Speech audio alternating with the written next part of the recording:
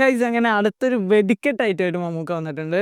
Mean this movie is absolutely amazing man. Because ഇതിനെപ്പറ്റി പറയാൻ ഞാൻ കൂടുതലൊന്നും പറയുന്നില്ല. മൂവിനെ പറ്റി ഒരു കാര്യം ഞാൻ സ്പോയിൽ ചെയ്യുന്നില്ല.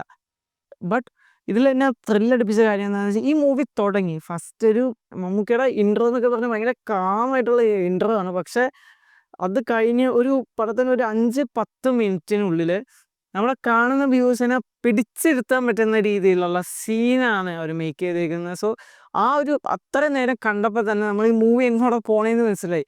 മമ്മൂക്കനെ ഇങ്ങനെ ഒരു നെഗറ്റീവ് ഷെയ്ഡിൽ കാണുക എന്ന് പറയുന്നത് തന്നെ, I mean that it self is A difference sort of vibe എന്ന് തന്നെ പറയാം. പറഞ്ഞു എന്താണെന്ന് വെച്ചാൽ, ആ ഒരു ആദ്യത്തെ ഒരു 5-10 മിനിറ്റ് തന്നെ അടിപൊളിയാണ്. അത് മമ്മൂക്ക കൊണ്ടുപോയി. അത് കഴിഞ്ഞ് പടം ഇങ്ങനെ പതുക്കെ പൊക്കോണ്ടിരിക്കുകയാണ്. അത് കുറച്ച് കഴിയുമ്പോഴാണ് നമ്മുടെ വിനായകൻ്റെ ഇൻട്രോ. അതും ആ ഒരു ബാക്ക്ഗ്രൗണ്ടിലുള്ള ഒരു മ്യൂസിക്കും കൂടെ, മാൻ സെറ്റപ്പ് സീനാണ്.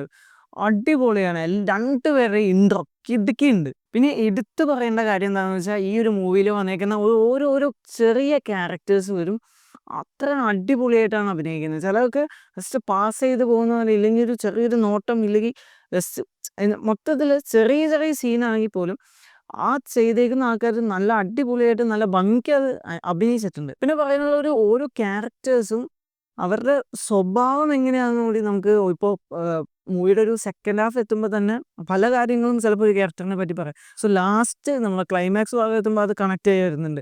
സോ ഇങ്ങനെയാണ് അത് എന്ന് മുമ്പേ ലൈക്ക് ഫോർഷാഡോ ഒക്കെ ചെയ്യുന്ന പോലെ അവരത് എടുത്തു വെച്ചിട്ടുണ്ട്. സോ അതൊക്കെ നല്ല ഭംഗിയായിട്ടുണ്ട്. എനിക്കിതിൻ്റെ ഏറ്റവും ഇഷ്ടപ്പെട്ട സീൻ ഇൻ്റർവെൽ സീനാണോ.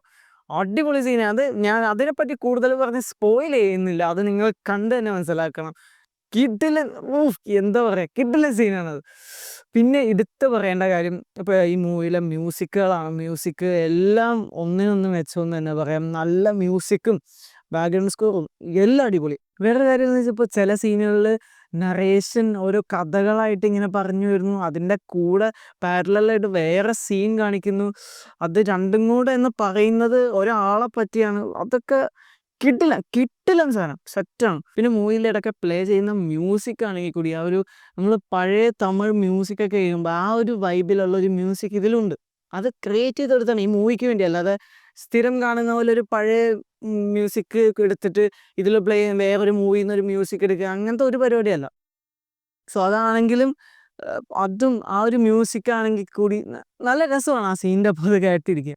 ഓവറോൾ മൊത്തത്തിലൊരു കിഡിലൻ മേക്കിംഗ് ആണെങ്കിലും അതുപോലെ തന്നെ റൈറ്റിംഗ് ഒക്കെ എൻ്റെ പൊന്നെ തീസാണ്. സോ ഇനി ഞാൻ കൂടുതൽ ഈ മൂവിനെ പറ്റി പറഞ്ഞാൽ ഇത് അങ്ങ് സ്പോയിലായി പോകും. സോ കൂടുതൽ സ്പോയിലേഴ്സ് കേൾക്കാതെ, ഒന്നും കാണണ്ട, ടീസറും കാണണ്ട, ട്രെയിലറും കാണണ്ട, ഒന്നും കാണണ്ട, നിങ്ങൾ ഡയറക്റ്റ് മൂവി പോയി കണ്ടോ. സോറി, ഒരു നല്ല വെർത്തായിരിക്കും എന്ന് വേണം പറയാൻ. ബട്ട് ചിലവർക്കിത് വർക്കാവാതെ ഇരിക്കാം. ഓഫ് കോഴ്സ് ചിലവർക്ക് ഇത് അത്ര പറഞ്ഞത്ര ഹൈപ്പിനുള്ള ഉണ്ടാവാതെ ഇരിക്കാം. സോ എപ്പോഴും പറയുന്ന പോലെ ഇതെൻ്റെ പേഴ്സണൽ ഒപ്പീനിയൻ മാത്രമാണ്. അതുകൊണ്ട് നിങ്ങൾ മൂവി പോയി കാണാൻ, നിങ്ങൾ കണ്ടവരുണ്ടെങ്കിൽ മൂവിയുടെ ജെന്യൂൻ ആയിട്ടുള്ളൊരു ഒരു അഭിപ്രായം നിങ്ങൾ കമൻറ്റ് ബോക്സിൽ ഇടുക. സോ വേറൊരു റിവ്യൂ ആയിട്ട് പിന്നെ കാണാം. ബൈ.